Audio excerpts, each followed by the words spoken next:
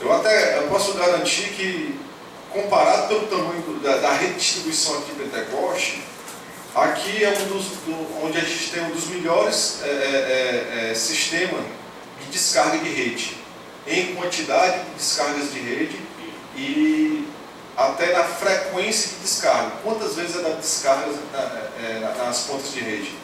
Isso ajuda a fazer com que esse material que se acumula nas pontas seja retirado, né? Dessa forma, muita gente até acha assim, há um desperdício de água, mas é um desperdício de água necessário, né? Em tempos de escassez, muitas vezes se preza pela quantidade e às vezes nem tanto pela qualidade. E eu vou ser bem sincero para vocês que em alguns sistemas da CAGES, não só aqui na regional de Itapipoca, mas em todo o estado e até em outros estados, muitos municípios estão apelando para a quantidade e muitas vezes não para a qualidade, pela falta de forma de abastecimento de outras fontes e de águas de melhores condições, né? Nós estamos quase numa situação dessa aqui em Pentecoste, né?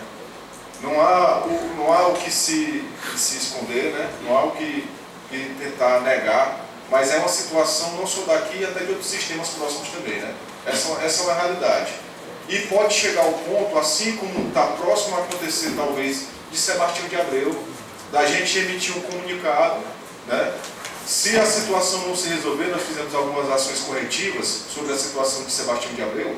Se não acontecer algumas situações, depois das situações corretivas que foram feitas, se o manancial não melhorar, não apresentar condições de tratamento, a gente vai pedir, vai enviar um comunicado informando o não consumo da água, né?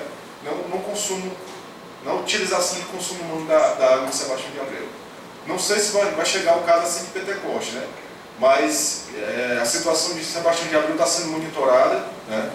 Nós estamos cientes da situação, inclusive foi nós que informamos. Ainda não chegou o ponto da gente enviar um comunicado ainda dessa situação, até porque nós estamos esperando os últimos resultados. Mas ações estão sendo feitas para tentar regularizar a situação, né? Se não for possível, né, a gente vai emitir esse comunicado.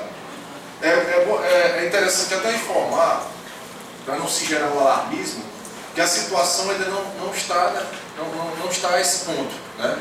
Nós estamos aguardando as últimas análises para tomar outra atitude, né? Mas, de antemão, ela ainda está... Ela saiu um pouco dos padrões na questão de cianobactérias. E a questão de cianobactérias tem a ver com a qualidade da água bruta, né? Para se eliminar cianobactérias, você precisa do sistema de tratamento funcione bem. E o sistema também de tratamento de Sebastião de Abreu, ele é um sistema antigo, né? Já ultrapassado até pelo porte do distrito, né?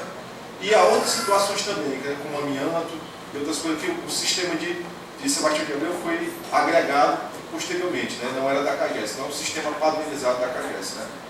Então nós temos essa dificuldade também. Mas essa é uma situação, né? Como a gente pode ver. E paliativo a isso, a gente tem um sistema de Paracuru, que o problema de colapso lá do sistema atualmente não é por falta d'água, é por excesso de água, né? A lagoa se elevou tanto que invadiu a estação de tratamento, né? Mas é por outras questões. Há um problema lá, a Renato conhece bem lá, que é a questão do deslocamento das dunas, né? E foi fechando o canal e está elevando o nível da lagoa, né?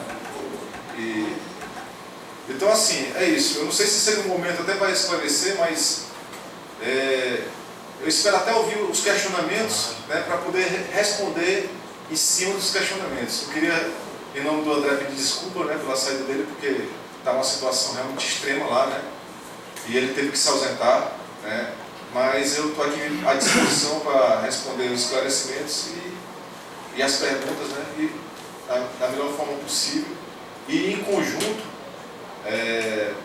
tentarmos procurar a melhor solução, não só para esse momento, mas a começar a ver futuramente a situação de abastecimento aqui em Pentecoste.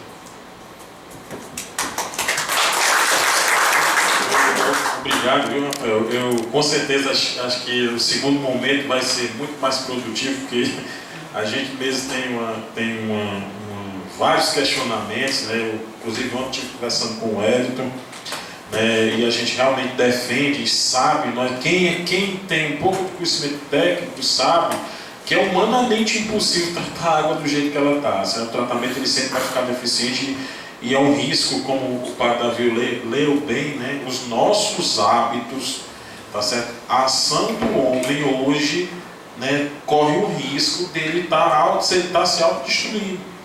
Porque isso é tudo um reflexo, é consequência de uma série de coisas que vem se acumulando ao longo dos últimos anos. Né? Não aconteceu ontem, nem antes de ontem. Isso é um processo que já vem se arrastando há muito tempo e que hoje nós sofremos consequências a ponto tá certo, de termos que nos satisfazer com o que temos. Tá certo? Esse que é o nosso grande risco. Bom, eu gostaria de passar a palavra agora, por favor, convidado, já agradecendo também a presença do Reginaldo, da COGE. Reginaldo, eu gostaria de passar a palavra a você, para que você possa... Posso ir para mim? Não, Daniel. Tá. Para que você possa passar para a gente, né, a questão do trabalho que a COGE vem desenvolvendo, né, como que tá o trabalho, a questão do monitoramento da gestão desses recursos hídricos. Né, eu queria só fazer uma referência que, infelizmente, tá certo? Infelizmente, o DENOX não está aqui presente. Né, a gente defende que o DENOX ele participe ativamente desses processos de discussão, porque esses reservatórios, tá certo? Eles são de propriedade do DENOX. Então, assim, há uma conjuntura de vários órgãos articulados, CAGES, COGE e DENOX, e que devem participar ativamente desse processo, porque a gente vê aí os açudes deteriorados, a gente vê os açudes assoreados, e isso também é muito importante para a questão do saneamento e da própria qualidade da questão do reservatório dos mananciais. Né? Mas aí eu gostaria de passar, viu, Reginaldo, novamente agradecendo a sua presença, gostaria de passar a palavra para você, que você pudesse explicar e passar um pouco da situação atual hoje que nós temos em Pentecostes, no que diz respeito tanto à questão de abastecimento humano, tá certo? Como também em relação às questões aí, de impossibilidade, lógico, pela situação que nós estamos, de irrigação, enfim, toda essa área de atuação da COGE. Bom dia a todos. Bom dia. Agradecer o convite da nobre casa, né? Em nome aqui da nossa plateia, e dizer a vocês que a COGE é uma companhia de gestão de recursos hídricos, né? Responsável pela gestão das águas, tanto superficiais como subterrâneas, né? Nós monitoramos, né, em torno de 18,2 bilhões de metros cúbicos, né, em todo o estado do Ceará, né? Na nossa bacia do Curu é mais de 1 bilhão, certo, de metros cúbicos, né? Para isso, né, nós delimitamos, né, como a nossa unidade de planejamento, né, a bacia hidrográfica. O estado nós dividimos em 12 bacias hidrográficas, né? Dessas bacias hidrográficas, nós temos 8 gerências regionais, e uma das gerências regionais é aqui em Pentecostes. Meu nome é Reginaldo, sou coordenador do núcleo técnico, por formação engenheiro agrônomo, né, e mestrado em irrigação. Informo a vocês que a nossa gerência regional é responsável pela bacia do Curu e bacia do litoral. Ao todo são 28 municípios. Toda a água superficial e subterrânea nesses municípios que está na bacia do Curu e no litoral fica sob a nossa responsabilidade, né? O nosso corpo técnico é reduzidíssimo, né? Nós precisaremos, talvez, no mínimo de uns 15 técnicos. Nós estamos 3 do núcleo técnico. Eu sou o coordenador, certo? E nós temos o nosso núcleo de gestão. Nisso, né, para a gente fazer, né, essa gestão, a água é tão poderosa, né, que nós fazemos juntamente, né, com o Comitê de Bacia. O Comitê de Bacia é um colegiado, né, como se diz ele, né, o Parlamento de Água, né, e com muita propriedade. Esse Parlamento de Água é composto pelo Poder Público Municipal, poder público estadual, poder público federal, né, sociedade civil organizada e os usuários. Então, em cima dos parâmetros técnicos, né, que nós trabalhamos, né, nós jogamos esses parâmetros técnicos para a plenária e eles é que decidem os usos. Porque os recursos hídricos, né, os açudes, os mananciais, rios, né, eles é para o múltiplo uso. Né? À medida que vai reduzindo a sua quantidade, certo? Nós vamos priorizando os usos. Né? Aqui na bacia do Curu, né, foi quase uma batalha de guerra. Né? A gente se apoderar, certo, de alguns instrumentos, né, inclusive até do Ministério Público, né, para garantir esse pouco de água que tem para o uso prioritário, que é o abastecimento humano. Isso aí nós sofremos até ameaça de morte, porque é muito compreensível você ver os seus coqueiros morrendo, né? Mas assim, a gente não poderia, né, fugir, né? Inclusive até mesmo por questões políticas, para a gente liberar água, para poder para você setor A, B, C ou D, né? Mas como as contas do nosso cenário, né, já apontavam que a gente deveria priorizar o abastecimento humano. Bom, em cima disso, né, a projeto tem alguns eixos de atuações. Né? Para essa plenária aqui, né, eu vou falar apenas do eixo de atuação específico que tem muito a ver aqui com a questão que é o monitoramento. Nós temos o eixo de gestão participativa, nós temos o eixo, né, institucional, nós temos o eixo, né, de outorga, nós temos vários eixos. Né? O eixo, no que diz respeito ao eixo, né, institucional da projeto do monitoramento, nós temos tanto monitoramento qualitativo e tanto monitoramento quantitativo. Dentro desse monitoramento, né, qualitativo, certo? Nós temos, né, em parceria com a CAGES, né, em parceria com as instituições, né, nós temos calendário de visita de coleta, onde a gente faz, né, o monitoramento, né, dessa qualidade de água, né, desses assuntos que nós monitoramos, certo? Sistematicamente, certo? Então nós temos esse monitoramento. Né? E esses dados são públicos. Né? A COGEA tem seu portal, né? E qualquer cidadão pode visitá-lo e ver os dados. Né? E dizer a vocês que água bruta na natureza, ela não existe água bruta, né, potável. A água bruta ela tem que ser tratada, certo? Chega a determinado momento, quando bem falou o colega, quando vai ficar reduzindo o volume, né, evidentemente, né, a sua qualidade vai deteriorando, né, em virtude dos soluços, né, aumentar a sua concentração. Nós desenvolvemos, né, a COGEA, uma metodologia para realizar o IVA. O que é o IVA? É o inventário ambiental do reservatório. Para a gente exatamente calcular a carga orgânica, né, dos diversos atores que estejam prejudicando aquele manancial. Nós desenvolvemos essa metodologia, né, o nosso corpo técnico é reduzido, porém nós fizemos um projeto piloto, né, foi aprovado e contratamos empresa, né, para fazer esse inventário ambiental.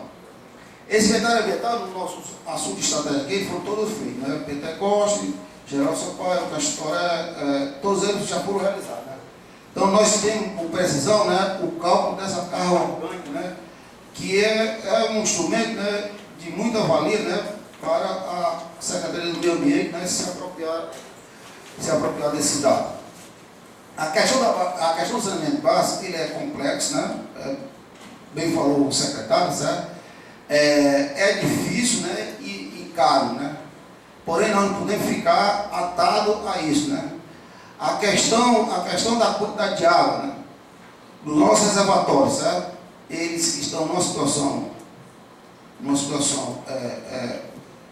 delicada, porém não é de ação. Qualquer água, certo? Ela é possível de ser tratada. Resta adequar, né, o sistema de tratamento. Isso ocorre. Até porque se trata esgoto. Ok? E assim, a COGEA, certo?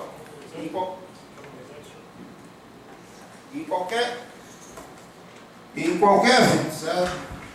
Da questão no que diz respeito, certo? Aos recursos hídricos, certo? Sempre será, né, positiva a sua presença e sempre, né, vai estar à disposição, né, para as resoluções, né, que as audiências possam, né, indicar. Obrigado.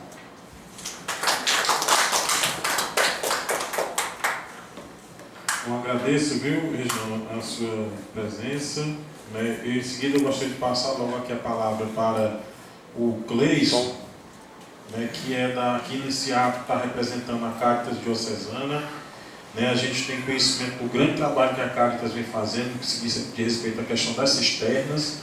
Né? E eu gostaria, Cleison, de passar a palavra para você, para que você pudesse trazer um pouco para a gente esse trabalho que vem sendo feito, tá certo? E como é que está a situação, se parou, se vai parar, se realmente universalizou, ou se ainda não universalizou, né? E como é que está esse programa hoje, tá certo? Especialmente aqui no município de Pentecoste.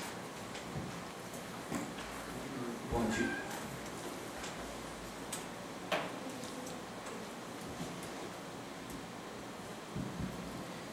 Bom dia a todos e a todas aqui presentes.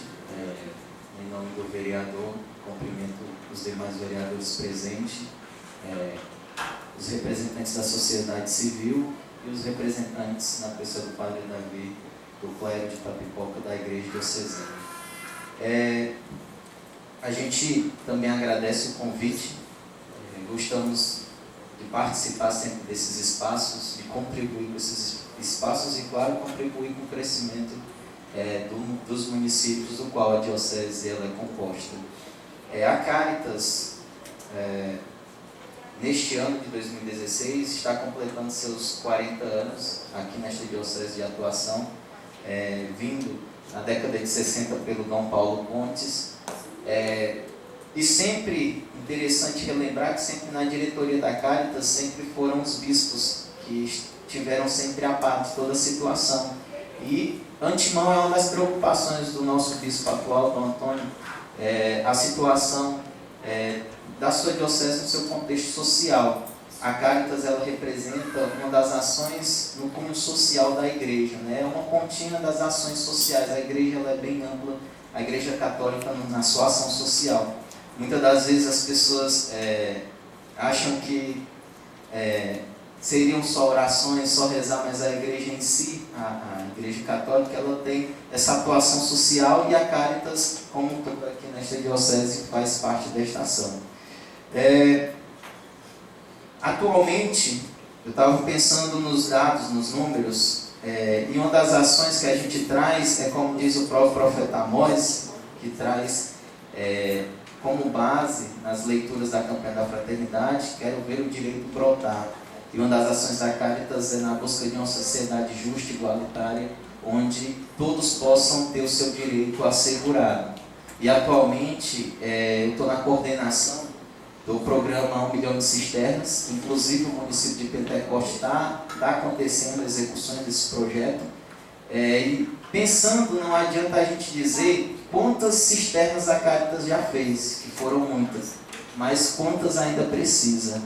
Esta ação voltada para a cisterna, ela é uma ação que acontece diretamente nas comunidades rurais, devido a alguns pontos que o próprio MDS, o Ministério do Desenvolvimento Social e Combate à Fome, coloca para que as entidades possam estar observando esses pontos.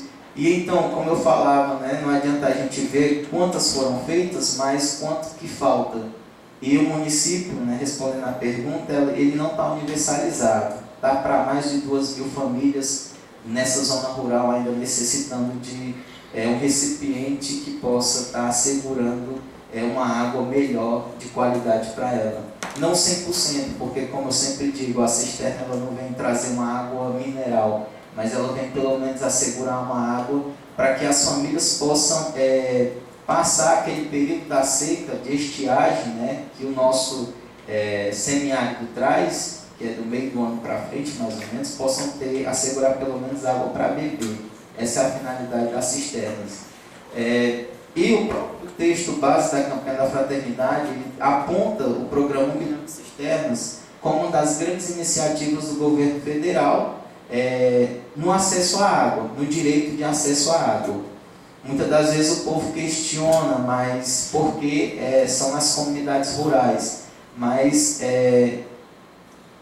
o próprio governo ele aponta alguns pontos que acabam inviabilizando até mesmo a colocação de cisternas em alguns espaços onde há um grande número residencial próximas da outra. Por exemplo, fossas, né? Então muitas das vezes não adianta a gente se enganar ou beneficiar uma família colocando uma cisterna de placa do lado de uma fossa, porque a água ali não é uma água de qualidade, é uma água que vai com o tempo ser contaminada com aquele resíduo. E hoje o município não está universalizado, estamos executando, foi assinado no passado um contrato com o MDS através da ASA, Articulação do Semiárido Brasileiro, uma parceria para 850 tecnologias, sendo estas redistribuídas em 4 municípios.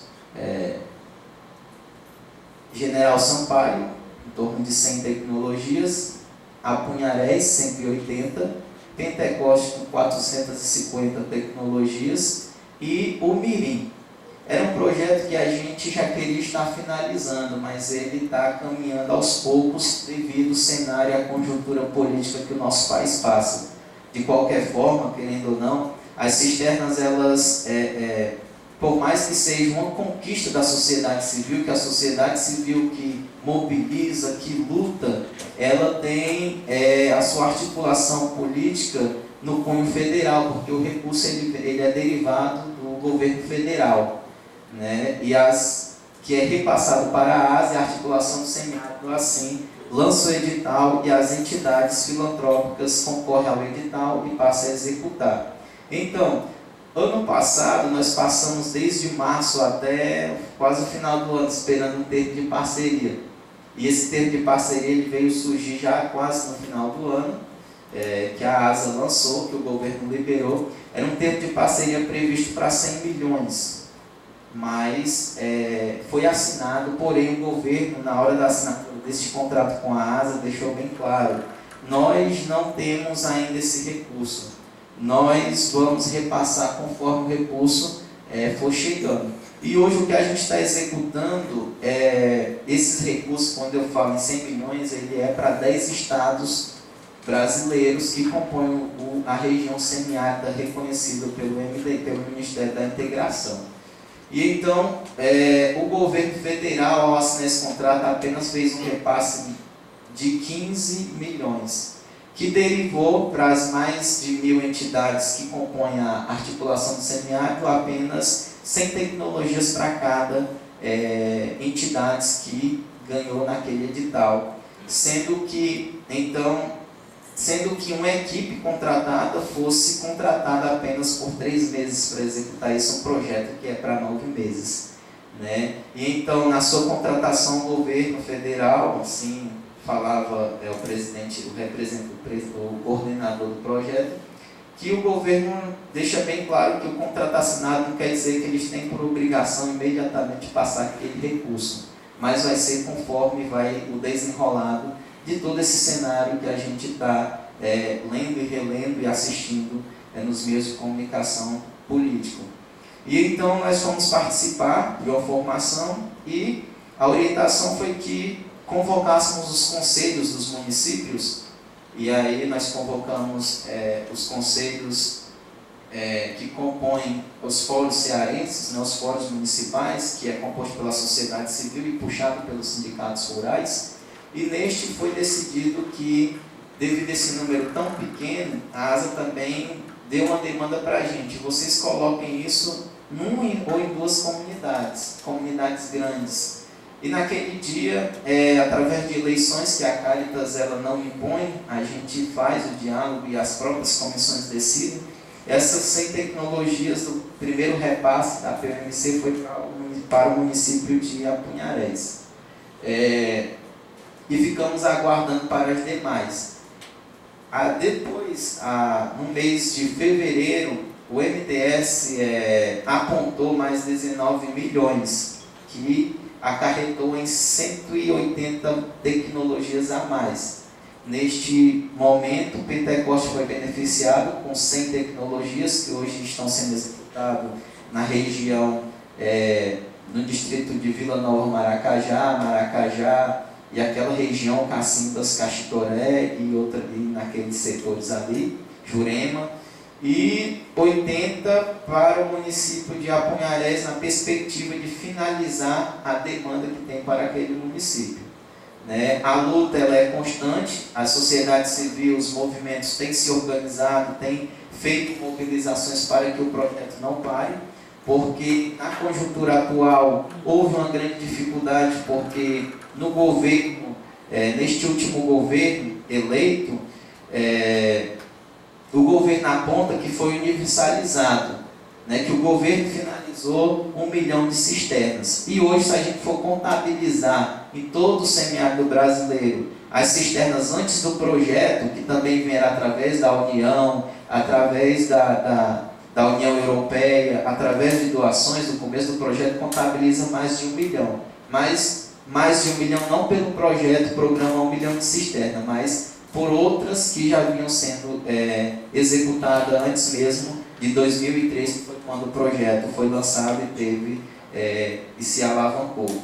Ano passado também foi colocado aqui neste município um projeto executado pela Caritas chamado Cisterna nas Escolas, onde beneficiamos em torno de 5 a 6 escolas, na perspectiva de garantir o acesso de água para essas escolas, na perspectiva de água para o consumo humano e para a merenda escolar, de assegurar a qualidade da água naquelas escolas. E o nosso trabalho ele vem se desencadeando nessa convivência harmoniosa com o semiárido, que no semiárido é um espaço que a vida é um espaço que é capaz da gente viver bem.